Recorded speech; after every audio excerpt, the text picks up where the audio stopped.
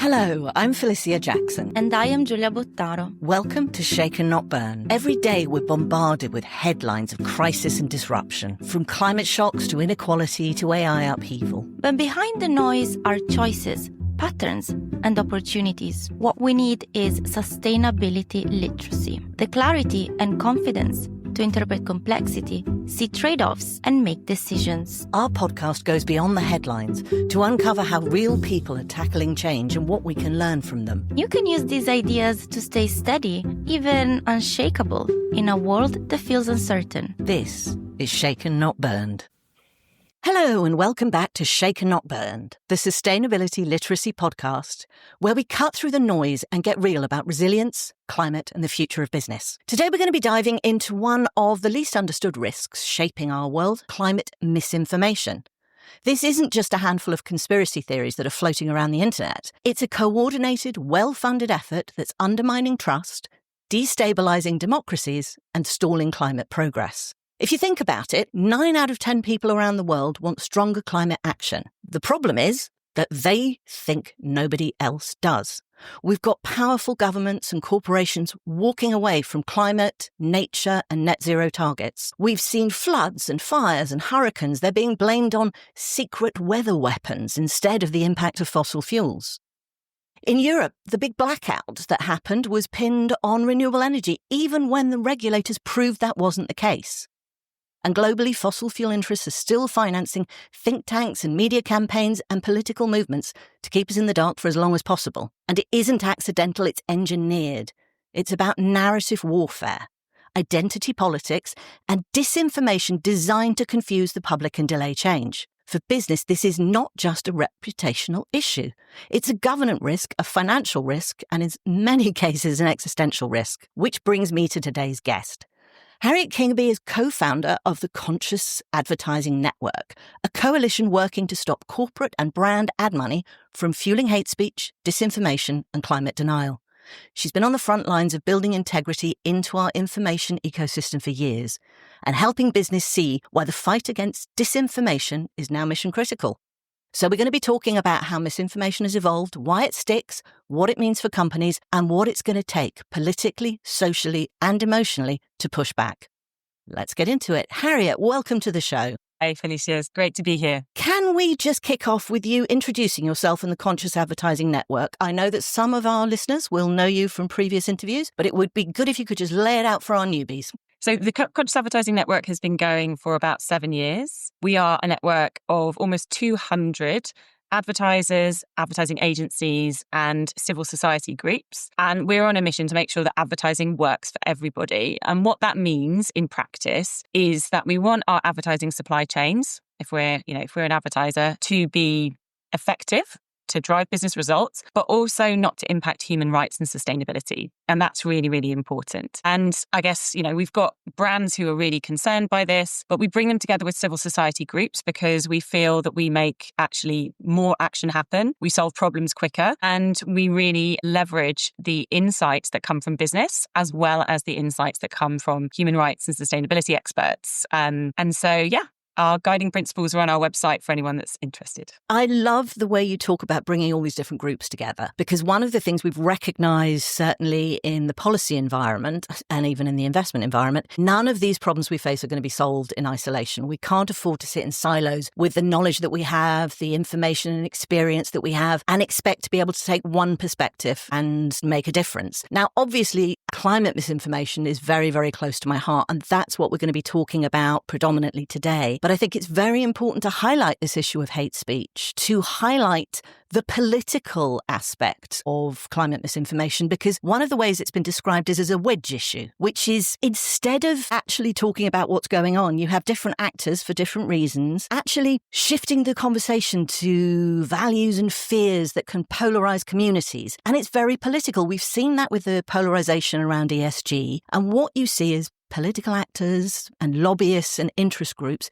deliberately framing climate policy in a way that splits people. And I think that's very dangerous. You know, this idea that urban elites don't understand rural environments, so that they shouldn't be forcing people to deploy renewables, or, you know, net zero is a globalist plot instead of actually trying to find some unified framework we can all work towards. I mean, do you see this playing out with the sort of hate speech that you're trying to address? So we see the massive politicisation of these issues, and I'm a comms person by training, so I know that how you frame things really impacts whether people are going to connect with them or reject them. And so if, for example, if I look at the data, I know that the net zero economy is growing 10 times faster than the British business as usual economy. I know that solar energy is 41% cheaper right now than energy produced by fossil fuels. And I know that things like a switch to heat pumps, if it comes with the right policy backing, it's going to generate jobs, it's going to boost local economies, it's going to do all sorts of really good things. But if I was to pick up, particularly a newspaper, if I was going to go online to particular groups,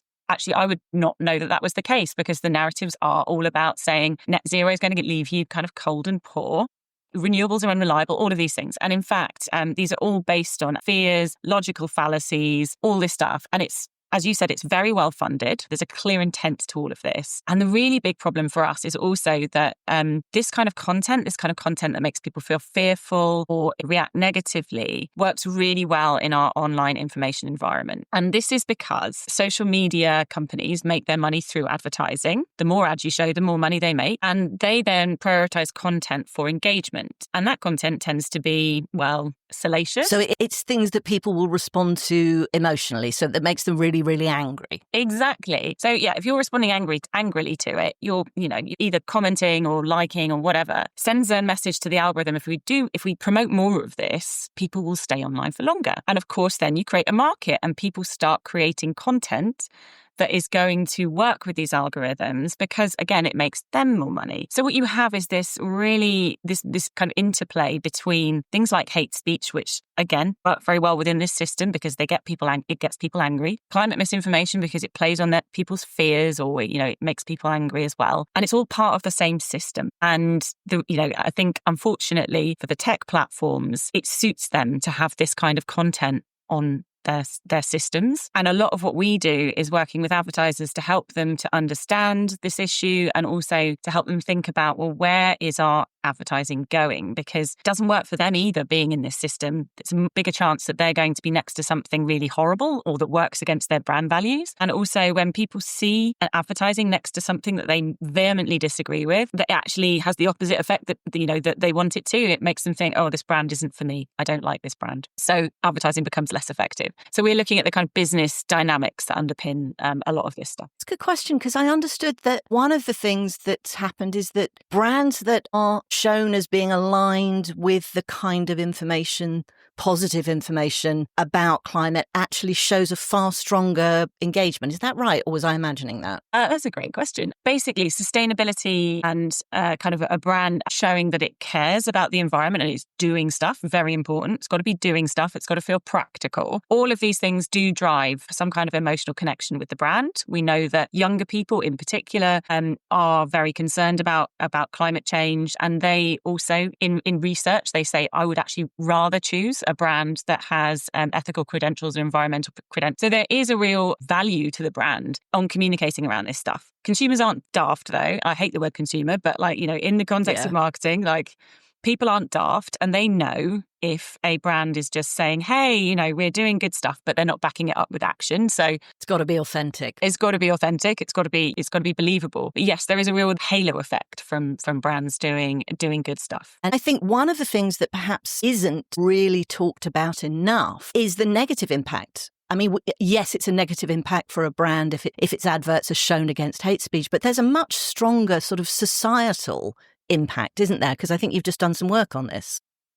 Yes. So we have just worked on a report with the Molly Rose Foundation that was set up after Molly lost her love to suicide. It's what the report looked at was the equivalence and the monetization of this kind of content. And so there was a kind of a profile set up that kind of mimicked the online behavior of a 15-year-old girl. And then on 2 different platforms, on Instagram and on TikTok, that the researchers looked at the kind of content that was being served to that profile. And unfortunately, they found that there was still self-harm and suicide content being served to that profile, and that 1 in 10 of those posts was monetized through advertising. And what this shows is not just a complete kind of lack of accountability and a lack of leaning into responsibility here, but it also shows that these platforms, they want to make the money, and this content makes the money for them. So they're not going to get rid of it anytime soon unless we all kind of ask them about it, kind of like talk about why this isn't okay.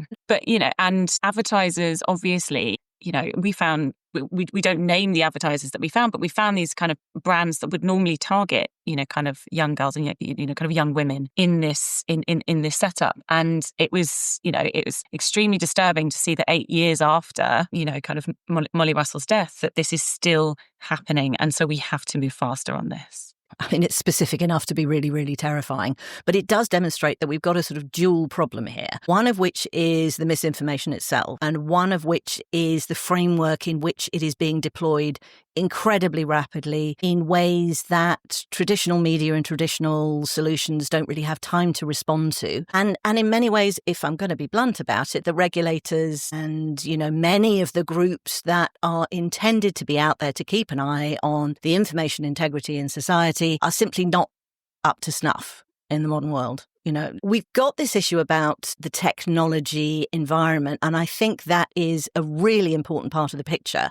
And I can totally see why brands need to take that more seriously. But I think it's worth expanding that conversation into why climate misinformation as a whole is a problem for business. Because the reputational risk of association with negative things is massive. But I think there is a much, much, much bigger picture, because it is around governance, it is around authenticity, it is around what you're actually doing. And it's around, I think, the growing expectation that many companies should be behaving more responsibly. There is a widening understanding of the fact, for example, that most businesses that have made loads of money have done it by extracting profit and socializing loss.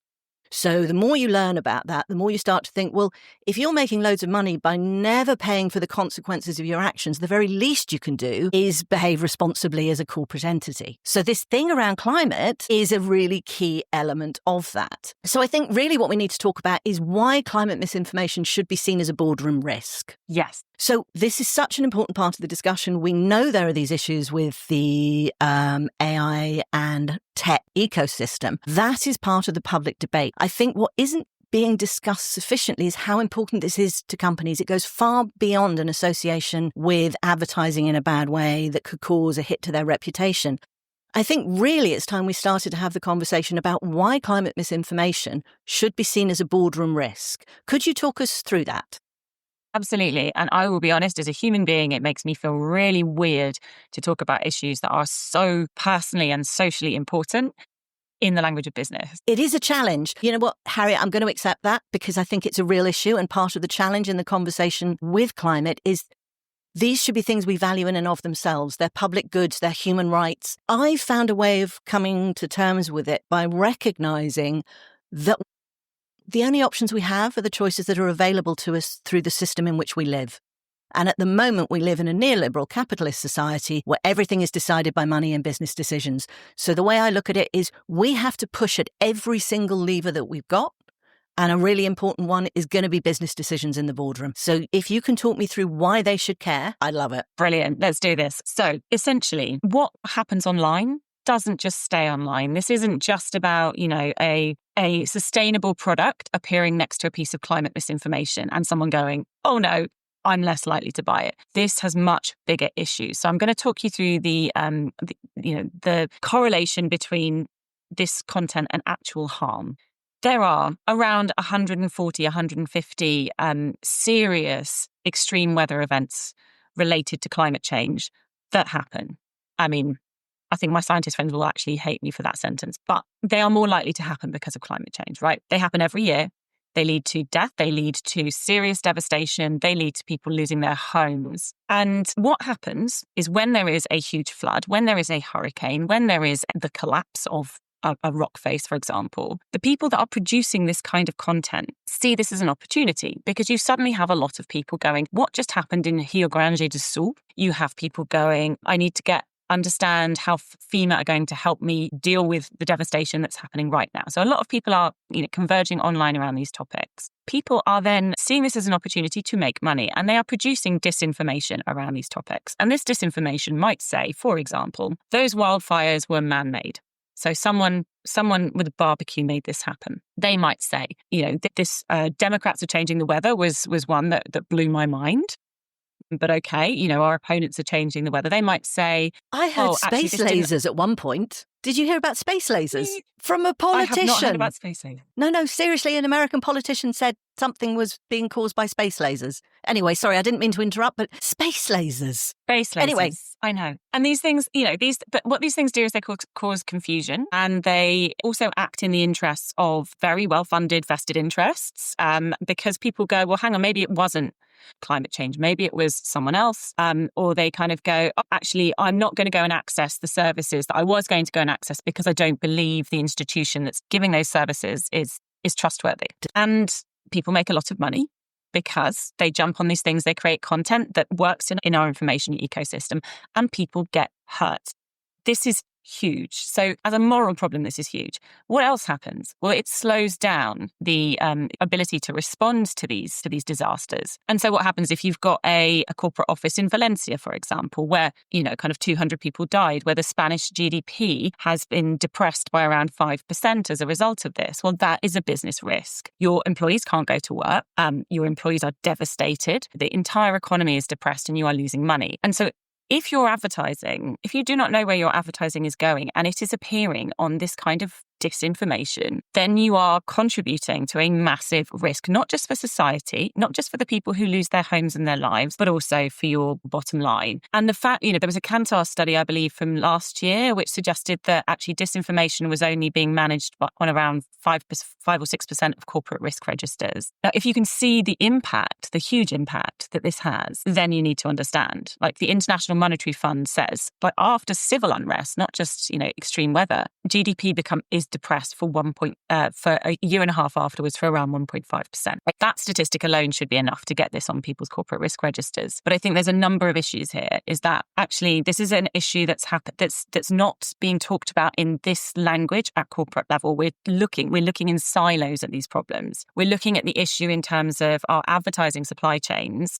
In my mind, it's bonkers that we know where a cotton T-shirt comes from. We know the factories it was made. We know where the cotton was grown. We know who farmed it, who wove it. But we don't know where our advertising is going. And that, for me, is the big problem. The system is set up so that corporates find it hard to get the data. But when they do, also, it's the same story as we've ever had with sustainability, that the minute you know what's in your supply chain, you can make better decisions, you can reduce waste, and you can stop being associated with the kind of disasters that we've just talked about. So I find it really difficult because it's like, look, you're doing this over here, but why aren't you doing this over here? Well, I think one point that really supports that argument is the World Economic Forum's Global Annual Risk Report. So I think last year, misinformation was the second largest risk to the global economy. And this year, the UN's report has come out and misinformation is the leading risk to the economy, because it is that thing you talk about, that if people are unproductive or can't get to work, or the supply chain is destroyed, or there is no trust in institutions, so you lose social cohesion. All of these things are incredibly damaging.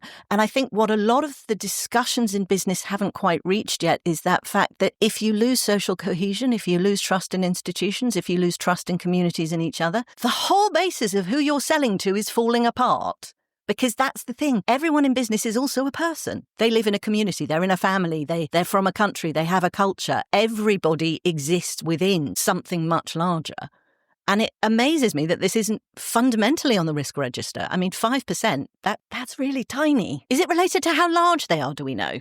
That's a great question. I don't actually know the details, but I just remember that headline as being like an eye-opening moment. And it's, something that, it's something that we're working on at the Conscious Advertising Network. We're working on, trying to, kind of talk to CMOs about this, talk to CFOs about this, talk to general counsels about this and break it down. Because I think, unfortunately, it's one of those complex issues. Let me be very clear. Like, I worked as an ad tech journalist for a little bit, and just trying to understand the ad tech supply chain is it's a meaty topic, kind of that's why I try and talk about it in terms of this kind of supply chain management, because you don't have to be an expert in hazardous chemicals to take action around your physical supply chains. You don't need to be an expert in ad tech to take action on your advertising supply chains. It is all about transparency. It's all about the same stuff that that we've been doing for years in other sectors. It just hasn't got to the information level yet, because I love the example of the hazardous toxic chemicals. You don't have to know anything, but if because you cheaped out on some materials, your hazardous waste spilled across a school, no one cares why. They just care about the end result, and that is a huge risk. And I think,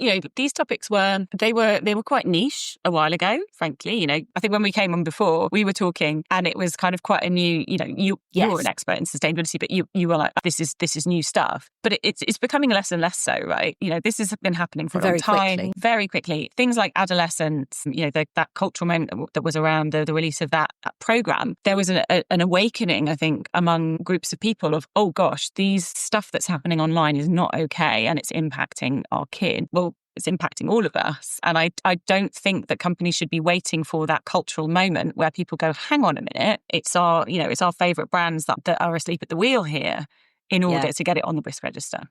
And that's the interesting thing, that it's not a question of them choosing not to do something they should. They're just not even thinking about it. And that's a failure of governance. It's a strategic failure.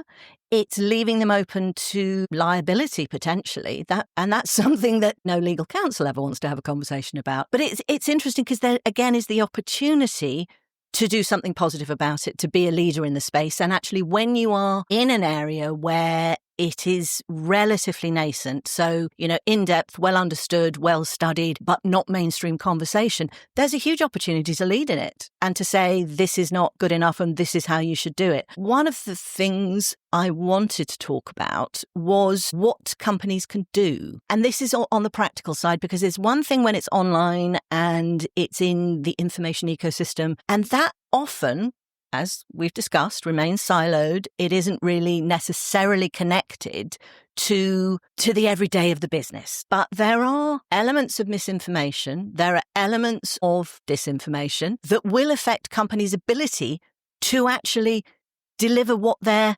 strategic raison d'etre is. I mean, if you're a renewable energy company and you want to put a wind turbine somewhere in the country and there's been a load of misinformation out there about the fact that they kill birds, that's a real problem. Now, we all know, I saw a slide maybe 20 years ago showing, and there was a great discussion, birds get eaten by cats. Cats are a lot worse than wind turbines. Again, it's just this reality. And if you don't tackle these questions, when you go out and start trying to talk to the local community about siting your wind turbine, you've got a hugely antagonistic audience before you even start. So what I'd love to talk about is, where do you think these problems come up in the real world? Look, we're already seeing the weaponization of specific technologies. We're already seeing large amounts of misinformation about electric vehicles, about heat pumps. There's going to be a big national discussion around pylons. So for me, companies can do multiple things. First off, if messaging is the thing, there is, there's a term of, I think, inoculation, or basically getting there first, pre-bunking, where actually the first piece of information we hear about something is the thing that often sticks. And therefore, if you know that there is a group of customers, for example, potential customers who might be susceptible to disinformation or malinformation, then get in there first. And particularly for corporates, corporates have got big budgets to do things like marketing. I understand less so at the moment. I understand things are tight, but this is a pretty effective area, I would imagine, particularly if you're in these areas. And, corporates can ask themselves, what message am I trusted to deliver to these groups about this topic? So if it's about climate change, what what do people trust me on? If you're Octopus, for example, people trust Octopus to keep their bills low. So if Octopus is going to talk about electric heat, for example, they're really great messengers. You've really got to think about where you're trusted. And then that's the message that you should be delivering. And you should be thinking, actually, we call them persuadables.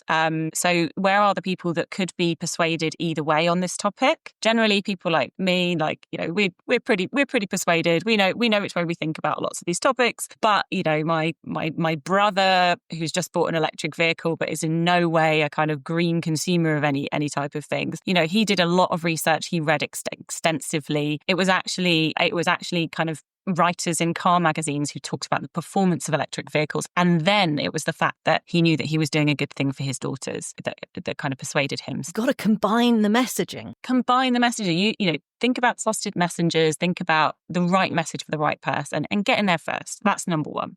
And put money behind it, put media budget behind it, please, because I see a lot of sustainability communications that sit nicely on a website that only people like me go to. And I'm like, please get it out there. So that's number one and number two. Great messaging, media budget, go. Then also, I think there is a big thing around this supply chain issue in advertising. Get the data.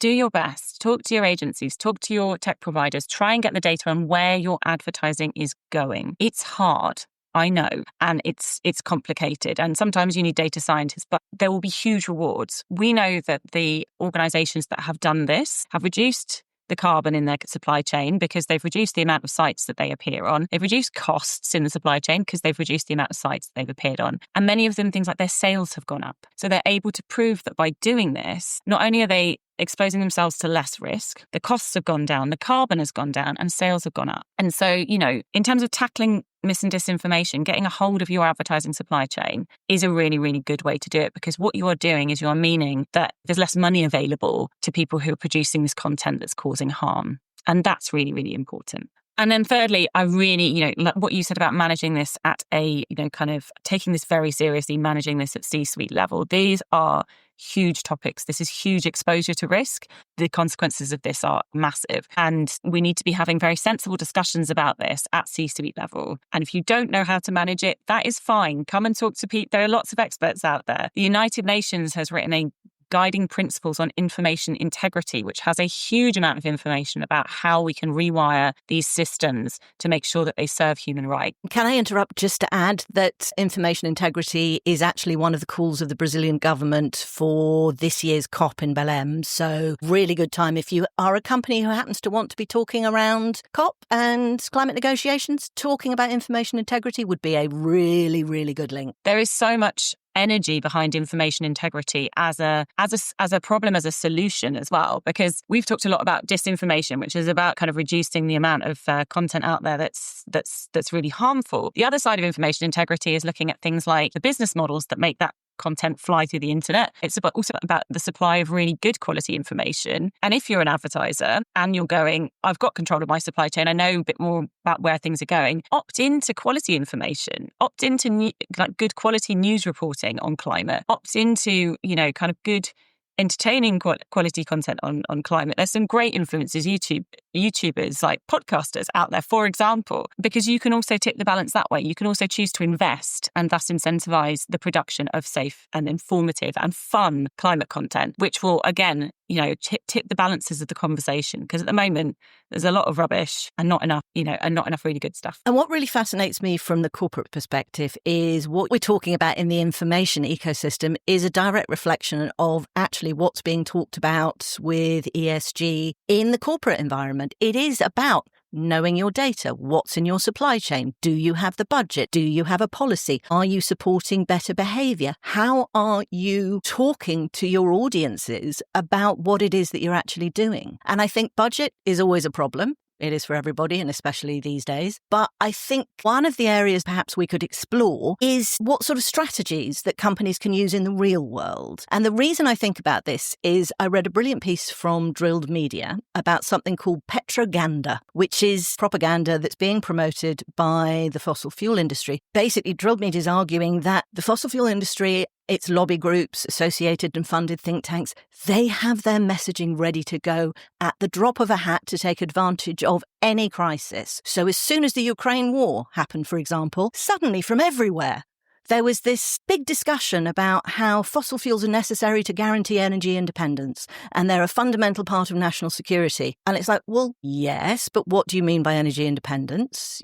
Do you mean energy you generate within your own borders that you can actually rely on? It's about energy that can't be manipulated or a supply cut off. But these messages are ready to go. And they're out there. They're arguments about how fossil fuels are fundamental to economic growth, that renewables are elitist or not ready yet to support the demand growth, which there is an issue with AI-driven energy demand growth, but we've got to deal with that in a separate way. We've got this whole argument that climate action is going to cost jobs and hurt people. I've just read a piece about the fact that the tariffs and the US focus on cutting tax incentives for wind turbines and solar is costing blue-collar jobs. People are losing jobs everywhere because it is the fastest growing part of the market. So could we just talk about a few of these things, the steps that we can take? Because there is a holistic approach, which means we need regulation and we need action and we need investment. We need all of these different things. But there are things that corporates can do, and that's about messaging. It's about communication. It's about transparency. I have a problem with this phrase because I think it is the truth, but it's about telling the truth and thinking about what are the strategies that actually work. Yes. So from a comms perspective, half the problem we've got is that there's a bit of a comms vacuum going on. And that comms vacuum is being filled by disinformation. In the world, we've had conversations about purpose advertising, and there was purpose washing, and we've had the kind of ESG green hushing conversations, all of these things. There was lots of legislation that came through. People felt confused. Look, get it right. Employ experts. There are plenty out there to have a look at your green comms. I do understand that, it's complicated. But what that green legislation did to some extent is actually retire a lot of the, the stuff that wasn't working anyway. It was a huge opportunity. So if, for example, things like talking about eco this and eco that, if you don't want to buy eco products, you might have a preconception that eco products don't work, or that, they're really expensive, or all these things. So a lot of that stuff was fluff and it doesn't work anyway. So retiring that is actually a good thing. So the first thing I think that corporates can do is, like I said, work out what you're trusted in, and where you can authentically communicate and get in there first, particularly if you're in a sector where there's going to be changes related to net zero. If you're in automobiles, if you're in home heating, really do get in there first, because otherwise someone else is. And work with trusted messengers. Work out which audience groups are persuadable. Don't just talk to people like me. Come on, we're doing the work. Don't talk to your aunties either. Don't talk to people that are patently kind of opposed to you, because actually they'll probably come along when pretty much everyone else, is convinced.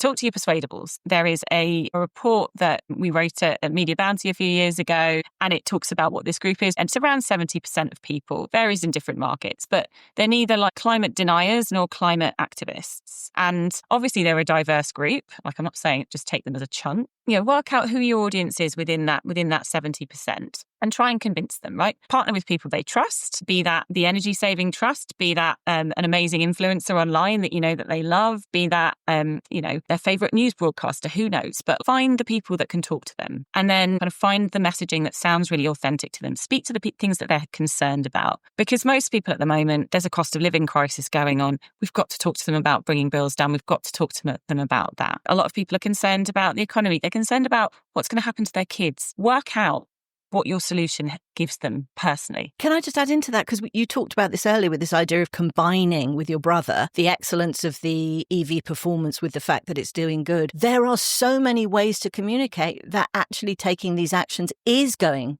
to lower your costs as well as being a good thing. And I think we don't talk about these trade-offs and how much better things can be if we do things in a different way. And I think that should be part of the conversation. You spoke about that 89% earlier on of people who want climate action, but just don't believe that everyone else does. It's part of this messaging that's getting us to that point. And you're 89%. For them, that sustainability might not be a driver. My brother's not going to go out and spend a lot of money on an EV just because he wants to be green.